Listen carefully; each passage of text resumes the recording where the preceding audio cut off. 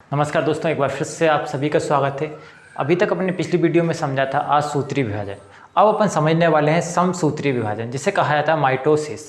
दोस्तों, समसूत्री विभाजन जो होता है वो अपने शरीर में काफ़ी ज़्यादा होता है, और ये समसूत्री विभाजन जो होता है वो सिर्फ यूकैरियोटिक में ही होता है। अब दोस्तों, ये यूकैरियोटिक क्या होता है इसके बारे में हम बात कर चुके हैं। यूकैरियोटिक क्या होता है, जो विकसित जीव जो होते हैं उन्हें ही कहा जाता है यूकैरियोटिक। जैसे कि अपन हुए वो क्या हैं, यूकैरियोटिक हैं। जितने भी जीव जंतु हैं वो कैसे हैं, यूकैरियोटिक। जो अपनी आंखों से देख सकते हैं अपन, वो सब यूकैरियोटिक में आते हैं। और समसूत्री विभाजन जो है माइटोसिस, वो केवल यूकैरियोटिक जीवों में ही होता है। दोस्तों, ये विभाजन जो होता है वो कैसा होता है, ये होता है सोमेटिक सेल में। सोमेटिक सेल बोले तो कायिक कोशिका कहा जाता है। सोमेटिक सेल में, सोमेटिक सेल में ही ये विभाजन होता है, और इससे ही क्या होता है, जैसे दोस्तों इसका नाम क्या है, कायिक कोशिका। कायिक मतलब क्या होता है, काया। जो अपनी पूरी जो काया है, जिसका पूरा निर्धारण जो हुआ है, जो पूरी काया बनी है अपनी, वो किस विभाजन से बनी है, तो वो बनी है माइटोसिस या समसूत्री विभाजन से बनी है। मतलब पूरा अपना जो शरीर है, जितने भी जीव जंतु हैं उनका जो पूरा शरीर है वो बना किस चीज़ से है, तो वो किससे बना है, माइटोसिस। किससे बना है, माइटोसिस से बना है, कायिक कोशिका से बना है। जो अपने शरीर में जो जो कायिक कोशिका जो होता है वो होता है 99% के समथिंग। जो मतलब हमारा शरीर जो बना है ना, वो 99% इसी से बना हुआ है। एक होता है अर्धसूत्री विभाजन, जो कि जनन कोशिकाओं में होता है, मेल और फीमेल स्पर्म और इसमें होता है। तो ये अर्धसूत्री विभाजन अपन आगे देखेंगे। ओके, सिर्फ 1% होता है। ओके, इसके बाद ये पूरा विभाजन इसी में होता है। अब दोस्तों, समसूत्री विभाजन जो होता है, इसी से ही क्षतिपूर्ति। अगर मान लीजिए कहीं कट गया तो वो ठीक कैसे होता है, तो उसमें कौन सा विभाजन होता है, तो समसूत्री विभाजन, माइटोसिस विभाजन होता है। उसी के द्वारा ही क्या होता है, उस कटा हुआ भाग ठीक होता है। दोस्तों, जितना ज़्यादा समसूत्री विभाजन होगा, जितनी तेज़ी से समसूत्री विभाजन होगा, उतनी ही जल्दी क्षतिपूर्ति होगी। ओके, जैसे कि दोस्तों जो छोटा बच्चा होता है, उसमें अगर कहीं चोट लग जाए उसको, तो उसमें क्या होता है, समसूत्री विभाजन काफ़ी तेज़ी से होता है। और समसूत्री विभाजन काफ़ी तेज़ी से होने के कारण क्या होता है, कहीं उसको चोट लग जाती है तो वो आपने देखा होगा वो जल्दी ठीक हो जाती है। लेकिन धीरे धीरे जैसे अपन एडल होते जाते हैं, तो ये चोट जैसे जैसे अपन एडल होते जाते हैं, और अगर कहीं चोट लग जाए तो उसमें थोड़ा टाइम लगता है ठीक होने में।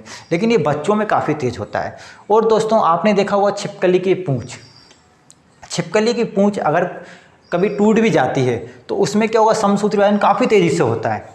और काफ़ी तेज़ी से होने के कारण क्या होगा, उसमें जो क्षतिपूर्ति है, उसकी छिपकली की पूँछ टूटने के बाद भी क्या होगी, आसानी से नई पूँछ आ जाती है, ठीक हो जाती है डबल से। ओके, इसी तरीके से चूहे की जो पूँछ, चूहे की पूँछ में जो देखा होगा आपने, जो ऊपर का कवर जो रहता है, ऊपरी खाल, कभी कभी पकड़ते हैं पूँछ तो क्या हो जाता है, वो निकल जाता है। तो लेकिन वो क्या होता है, कुछ समय बाद ही क्या हो जाता है, उसमें समसूत्री विभाजन होता है, क्योंकि बहुत तेज़ी से होता है, और वो सही हो जाती है। मतलब पूँछ क्या होता है, डबल से जाती है। इसी प्रकार दोस्तों, आपने देखा होगा गेंडा हाथी का जो चमड़ा, गेंडा हाथी के चमड़े में अगर कहीं चोट लग जाती है तो वो अपने आप को बहुत जल्दी ठीक कर लेता है। और इसी प्रकार दोस्तों, लीवर में क्या होता है, विभाजन काफ़ी तेज़ी से होता है, और लीवर क्या करता है, खुद से ही ठीक कर लेता है। ये भी कारण है दोस्तों। मानव में सबसे तेज जो विभाजन होता है वो लीवर में ही होता है, और कहाँ पर नहीं होता है दोस्तों, तो ये कमेंट करके आपको बताना। मैं पढ़ा चुका हूँ कि कहाँ पर विभाजन कम होता है, धीरे से होता है दोस्तों। ओके, तो समसूत्री विभाजन समझो आप, जितना ज़्यादा समसूत्री विभाजन होगा उतनी ही जल्दी क्या होगी, क्षतिपूर्ति होगी। अगर दोस्तों समसूत्री विभाजन कम होगा तो क्षतिपूर्ति भी कैसे, कम टाइम में होगी। अब दोस्तों, मान के चलिए कि मेरे कहीं पर चोट लगी, मान लीजिए मेरे यहाँ पे चोट लगी, और यहाँ पे कम से कम मान लीजिए 1000 कोशिकाएँ क्या हो गई हैं, मर गई हैं। 1000 कोशिकाएँ क्या हो गई, लगभग 1000 कोशिकाएँ क्या हो गई, डेथ कर गई हैं, मतलब वो मर गई हैं। तो अब मर गई हैं तो उसको क्यों ठीक कौन करेगा, जो काला काला पड़ गया है, काला पड़ जाता है अपने कहीं चोट लगती है, तो उसको क्या करता है, लाइसोसोम उसको साफ कर देता है। क्या कर देता है, उसको खा पी के क्या कर देता है, साफ कर देता है लाइसोसोम। लेकिन अब साफ करने के बाद क्या होगा, उसमें क्या होगा, विभाजन होगा। कौन सा विभाजन होगा, समसूत्री विभाजन। तो 1000 कोशिकाएं मरी हैं, तो कितनी कोशिकाओं का बनना जरूरी है दोस्तों, तो 1000 कोशिकाओं का ही बनना क्या है, जरूरी है। अगर मान लीजिए 1000 कोशिकाएं मरी और 1000 कोशिका सही होगी, तो जैसा कटा था वैसे के वैसे क्या हो जाएगा, भरा जाएगा। अब दोस्तों अब क्या हो गया, 1000 कोशिकाएं क्या हो गई, मरी हैं, लेकिन दोस्तों हो गई हैं कितनी, 1-2 करोड़ की समथिंग क्या हो गई, कोशिकाओं का क्या होगा, विभाजन हो गया। तो अब इस कंडीशन में क्या होगा, तो इस कंडीशन में देखा होगा आपने, गांठ पड़ जाती है दोस्तों। जो गांठ होती है एक तरीके से क्या होता है, ट्यूमर जिसे कहा जाता है, क्या हो जाएगा, ट्यूमर पड़ गया। अब जो ट्यूमर पड़ा है दोस्तों, तो क्या होगा इस कंडीशन में, वहाँ पे तो गांठ पड़ गई, मतलब क्या है, वो कैंसर का संकेत है। क्या है दोस्तों, कैंसर का संकेत है। तो डॉक्टर क्या करता है, उसे या तो छोटा मोटा ट्यूमर है तो उसे गोली दवाई से ठीक कर देगा। अगर बाई चांस दोस्तों कि वो गोली दवाई से ठीक नहीं हो रहा है, तो उस कंडीशन में डॉक्टर कहेगा कि इसका चेकअप करवाइए। उसको पता रहता है कि इसमें समसूत्री विभाजन काफ़ी तेज़ी से हुआ है, तो वो इसलिए क्या बोलता है, चेक करवाने का बोलता है। अब जब दोस्तों आप चेक करवाते हो तो डॉक्टर ऑपरेशन करके उसको निकाल देता है, ऑपरेशन करके निकाल देता है। और दोस्तों उसमें क्या, ऑपरेशन करने के बाद निकाल दिया। अब दोस्तों क्योंकि उसे पता है कि समसूत्री विभाजन उसमें बहुत तेज़ी से हो रहा है, माइटोसिस हो रहा है, जितनी कोशिकाएं उसको निकाली हैं उतनी तेज़ी से उसमें क्या हो रहा है, कोशिका का विभाजन हो रहा है, मतलब डबल से ट्यूमर बन रहा है। तो उसमें क्या देता है, वो गामा किरणें देता है। जो दोस्तों गामा जो रेस रहती हैं वो क्या करती हैं, उस कोशिकाओं को क्या कर देती, मार देती, उस कोशिकाओं को मार देती है गामा किरणें। इसे कहा जाता है कैंसर के इलाज के लिए कीमोथेरेपी। कीमोथेरेपी में गामा रेज दी जाती है, सिकाई मिकाई के लिए उसे दी जाती है। ओके दोस्तों, इसमें क्या होता है, जो गामा रेज दी जाती है तो तब आपने देखा होगा कि बहुत सारे लोगों को क्या खिलने लगते हैं, बाहर जो रहते हैं वो क्या हो जाते हैं, गंजापन आने लगता है दोस्तों। तो यही कारण है। और दोस्तों अब क्या हुआ कि वहाँ पे तो ये हो गया। अब दोस्तों आप जब भी जैसे कि कोई मरीज होता है, जैसे कि उसको कहीं चोट लग गई है, तो अब क्या करता है, डॉक्टर को ऑपरेशन करना है। ओके, कहीं कुछ दिक्कत है अंदर तो उसको क्या करना पड़ेगा, ऑपरेशन करना पड़ता है। तो डॉक्टर देखा होगा आपने, सबसे पहले वो क्या जांच करवाता है, शुगर की जांच करवाता है, ब्लड टेस्ट करवाता है दोस्तों। ओके, कहीं शुगर तो नहीं है। ओके, क्योंकि शुगर में भी क्या होता है, समसूत्री विभाजन नहीं हो पाएगा। समसूत्री विभाजन नहीं होगा दोस्तों, अगर मान लीजिए उसको कहीं कट गया तो उसको जल्दी से घाव ठीक होना ही नहीं है उसका। अब जब घाव ठीक नहीं होना है तो पहले ही चेक कर लेता कहीं इसको डायबिटीज़ तो नहीं है, तो इसका भी ध्यान रखा जाता है। ओके दोस्तों, तो यही कारण है समसूत्री विभाजन का।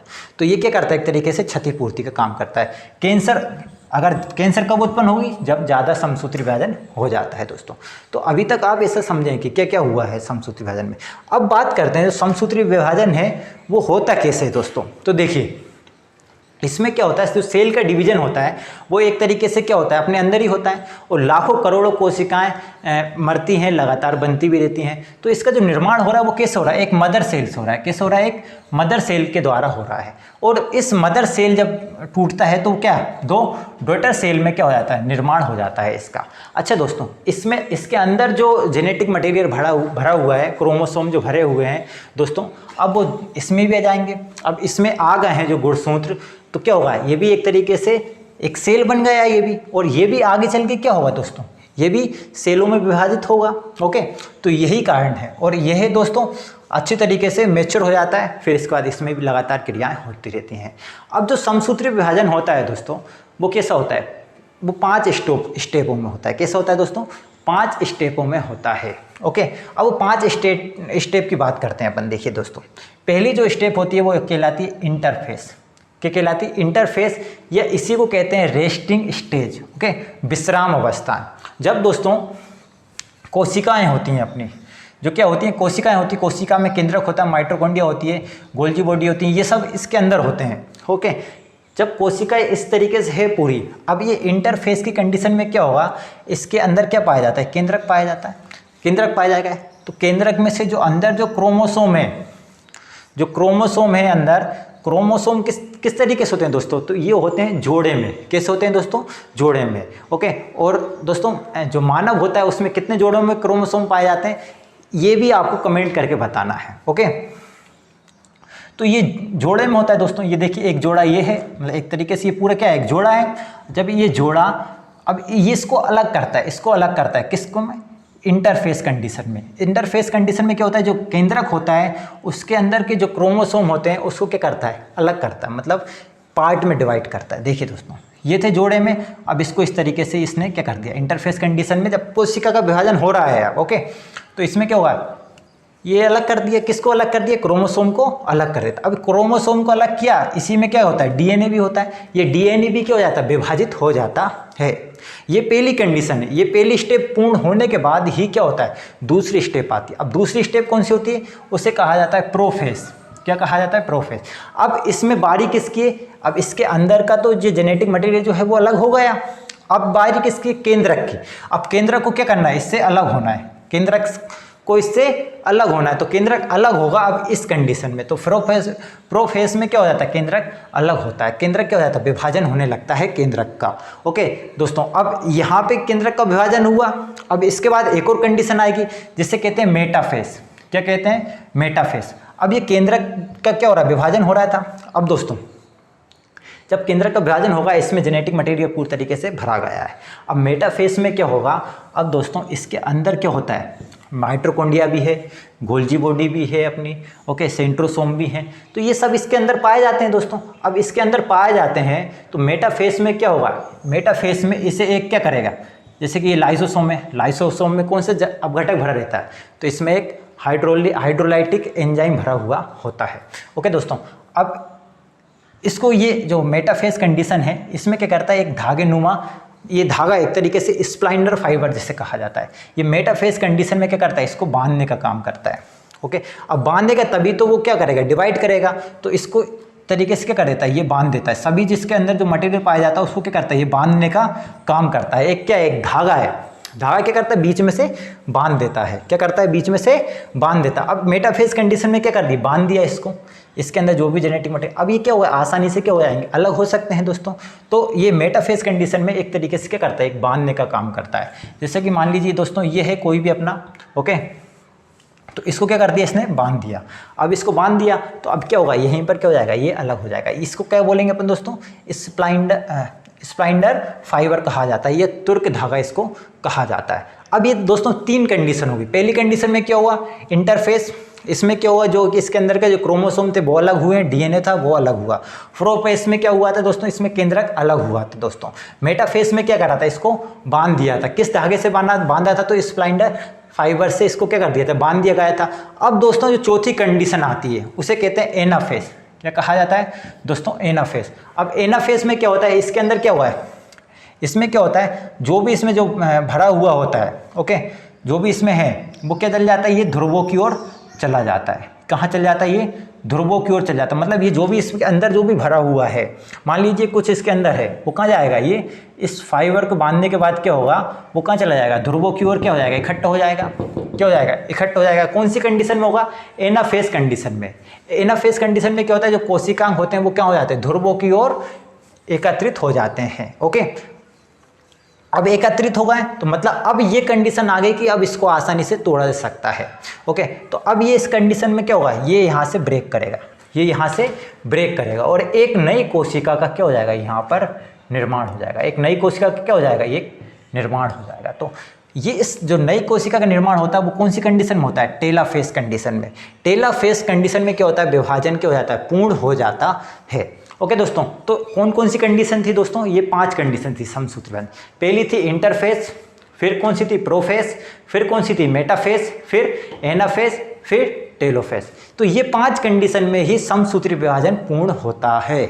ओके दोस्तों, तो आप इसको अच्छे से समझे होंगे दोस्तों। ओके, तो एक बार और रिवीजन कर लेते हैं अपन, क्या क्या पढ़ा अपन ने, देखिए। समसूत्री विभाजन, समसूत्री विभाजन किस में होता है, यूकैरियोटिक में होता है। ओके, किस में होता है दोस्तों, यूकैरियोटिक में होता है। ये विभाजन किस में होता है, सोमेटिक सेल, कायिक सेल में होता है। ये अपने शरीर का जितना भी निर्माण होता है वो इन्हीं से होता है, 99% इसी में होता है। नाक कान जो भी हाथ पैर बनते हैं सब इन्हीं से ही बनते हैं दोस्तों। क्षतिपूर्ति में भी कौन यही ठीक करता है, जब भी कहीं कट पिट जाता है तो कौन सा विभाजन होता है, समसूत्री विभाजन के द्वारा वो क्या हो जाता है, ठीक हो जाता है दोस्तों। अगर समसूत्री विभाजन तेज होता है तो क्षतिपूर्ति भी जल्दी ठीक हो जाएगी। बच्चों में क्या होता है, समसूत्री विभाजन तेज होता है तो क्षतिपूर्ति भी क्या हो जाती है, ठीक हो जाती है दोस्तों। इसी प्रकार समसूत्री विभाजन अगर ज़्यादा तेज हो गया तो उसमें क्या बन जाती है, गांठ बन जाती है, उसमें कैंसर उत्पन्न कारण भी यही बनता है, समसूत्री विभाजन दोस्तों। फिर अपन ने देखा दोस्तों कि ये समसूत्री विभाजन जो होता है वो कैसे होता है दोस्तों, तो ये समसूत्री विभाजन जो होता है वो 5 स्टेप में होता है दोस्तों। कैसे स्टेप में होता है दोस्तों, तो अपन ने देखा था इंटरफेस कंडीशन में होता है, एक प्रोफेस होता है, एक मेटाफेस होता है, एक एनाफेस होता है, एक टेलोफेस होता है। इंटरफेस में क्या होता है, इसे रेस्टिंग स्टेज कहा जाता है, ये विश्राम अवस्था भी कहा जाता है। इसमें क्या होता है, इसमें क्या होता है दोस्तों कि इसमें जो भी कोशिकाएँ होती हैं, क्या होती है दोस्तों, कोशिका होती है, उसके अंदर जो कि केंद्रक पाया जाता है। केंद्रक में क्या होता है, जेनेटिक मटेरियल भरा रहता है अपना। तो इसमें क्या होता है, वो उसमें अलग होता है दोस्तों।